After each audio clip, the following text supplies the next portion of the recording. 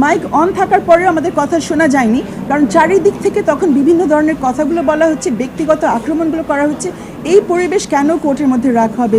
তো আমার মনে হয় আমাদের উপরে যেসব অনেক নোংরা কথা কোর্টের ভিতরে বলা হয়েছে, আমরা সবাই এখানে এসেছি প্রথমত নাগরিক হিসেবে, দ্বিতীয়ত এই আদালতের আইনজীবী হিসেবে। আমরা সবাই সংবিধানের প্রতি শ্রদ্ধাশীল, শুধু মৌলিক অধিকারের ক্ষেত্রে না, আপনাদের জন্যও এটা প্রযোজ্য।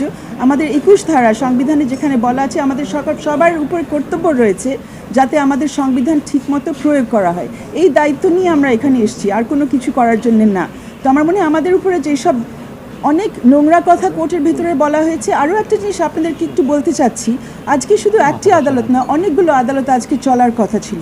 অনেকগুলো আদালতে শুধু আমরা যারা প্রাইভেট লয়ার আমরা থাকি না, অ্যাটর্নি জেনারেল অফিসের বিভিন্নজন থাকে, assistant attorney general, deputy attorney general, ওনাদের দায়িত্ব হচ্ছে রাষ্ট্রের কাজ করা।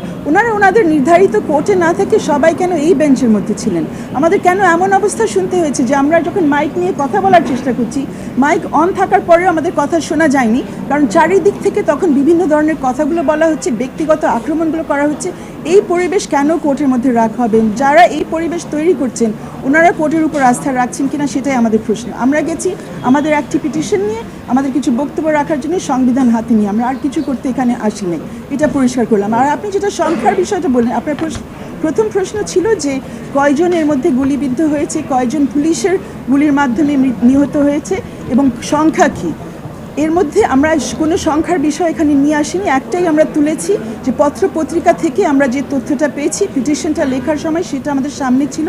এর মধ্যে সরকারি একটা তথ্য এসছে আর সেটা তুলে দেওয়া যায়, আর একটা পিটিশনের মধ্যে বলাই যায়, কিন্তু কথা হয়েছে একজনের বেশি একাধিক বাংলাদেশি নাগরিক মরেছে, গুলিবিদ্ধ হয়ে মরেছে, নিহত হয়েছে। তো সেটার তো একটা তদন্ত করতে হবে। আমরা এখানে তদন্তের জন্যও আসিনি, গণতদন্তের কথা তোলা হচ্ছে, সেটা নিয়ে আমরা কোনো কথা এখানে বলিনি। আমরা বলেছি যে গুলিটা বন্ধ করা হোক। আরেকটি বিষয়, এত কথার মধ্যে বোধহয় সবাই ভুলে যাচ্ছেন, এটার আরেকটি প্রেক্ষিত ছিল যে